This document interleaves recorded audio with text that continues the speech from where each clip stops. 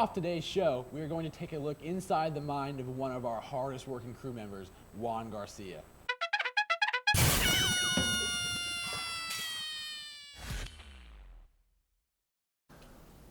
I'm Juan Garcia. I'm in 11th grade, and I go to Plymouth High School. I watch movies when I'm home. I don't really do much. I'm pretty much a couch potato. Yeah. My favorite movie is Wolf of Wall Street because it's amazing. What? NFL, I like Colts. College football, I like Ohio State. And NBA, I like Lakers. And I don't have a team for MLB or soccer. My role models are, Role models. for sports, Kobe Bryant. For movies, for director, for a movie is Martin Scorsese. And for acting, even though I don't want to be an actor, is Leonardo DiCaprio. My favorite type of music is rap. And my favorite artist is number 5, Logic. Number 4, we'll probably go to Drake. 3 will probably go to Kendrick. 2 will go to J. Cole. And number 1 is the greatest of all time, the great Kanye West. All right. Who's 6'6", looks like Kylo Ren, and has a segment coming up next? Well, if you didn't know, it's me. That's right, PHS. Coming at you now, another episode of Motz's Musical Mix-Up. So long I say, sunshine, oh how the day can be so long I say. America, you need a What's going on, guys? I'm Brent Motz, providing you with the best music reviews possible, right here on PTV. Before we begin today, I'd like to say rest in peace to music legend David Bowie. Thank you for everything you contributed to music in your illustrious career. Today, I bring you Pusha T's sophomore album, King Push, Darkest Before the Dawn, the prelude. crutches, crosses, caskets, crutches, crosses, caskets. All I see is death by the masses. I'll start this review by saying I wasn't a huge fan of Pusha T going into this album. His prior projects felt extremely underwhelming despite the massive hype behind them in the music community. But then I saw him perform one night on The Daily Show and felt a real deep appreciation for him and his music. Despite the album's long and kinda lame title, the music inside it is anything but. First and foremost, this album is not for those who don't like hip-hop. It's a hip-hop purist's ideal album in every single standpoint, which would explain why it opened on the Billboard charts as the 3rd top-selling hip-hop album. Lyrically complex, referencing all key elements in hip-hop that I'm not allowed to say on air, beats that make your head nod, and controversial themes that everyone is thinking. It's like a 90s hip-hop album.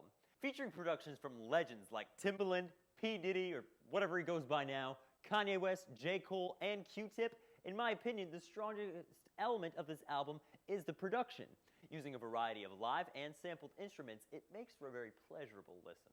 My biggest criticism for this album is that the album constantly references movie characters Tony Montana and Nino Brown, and it gets really old really quick.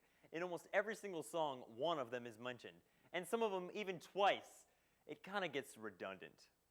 My favorite song on this album is the Jill Scott-assisted track, Sunshine. Haunting vocals and lyrics by Pusha T help really wrap up what this entire album is about. It helps wrap up a year in which social justice and inequality were 2 huge talking points. It's almost like a more calm and concentrated Blacker the Berry by Kendrick Lamar. In the end, I really like this project. I believe it to be his best project to date, and I'm very excited for 2016 and another album that he'll bring. I give this one a 8 out of 10. Listen to the album and tell me what you think on Twitter. Give me a follow and tell me if I stink or not. I look forward to getting your feedback. Catch my next Motz's Musical Mix-Up segment right here on PTV soon on David Bowie's last album, Black Star. Back to you guys on the set. We have the November Students of the Month for you guys. Freshman Rachel Bachman, sophomore Bailey Evelyn, junior Anna Bachman, and senior Daisy Lyon were all recognized back in November for their actions and nominated by our PTV teachers and administrators. First Federal Savings Bank recognized each one of these students with a gift card for their actions. Congratulations to all of you on your outstanding work that earned you Student of the Month of November here at PHS. And appropriately following that story, we had the Students of the Month for December. Freshman Jack Gardner, sophomore Josh Caudill, junior Mary Blake, and senior Sarah Tanner.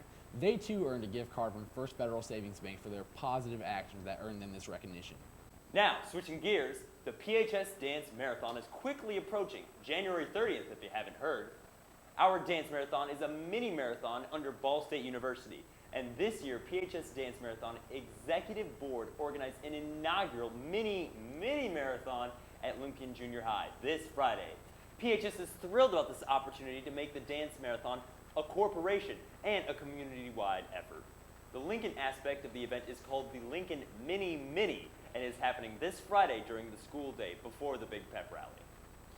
Make sure to check our PTV website out to see who's in the lead raising funds for the upcoming dance marathon too. We also have been following the top leaders on the PHS Facebook and other various social media platforms. The Health Careers class is selling unique and stylish cups that can suit anybody. From February 1st through the 14th, you can order a cool-looking cup in a variety of sizes on the multi-page ordering sheet. The cups come in several different kinds, such as 16 or 24 ounce, and they all come with a lid.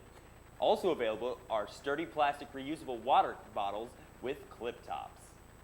The cups are great for holding hot and cold drinks and are microwave and dishwasher safe. Plus, this is good to know, they're made in the good old USA. Each costs in between $19 and $28, and 40% of the profit will go towards the Health Careers class annual trip down to State HASA Conference. If you have any questions or would like to make an order, please visit Ms. Cartwright in her classroom. It's time for our PTV Thursday Trivia. Today's question is, how many states border the Gulf of Mexico? If you know the answer, call extension 1241 right now and take a shot at winning some tasty brownie cupcakes for your whole class. Again, the question is, how many states border the Gulf of Mexico?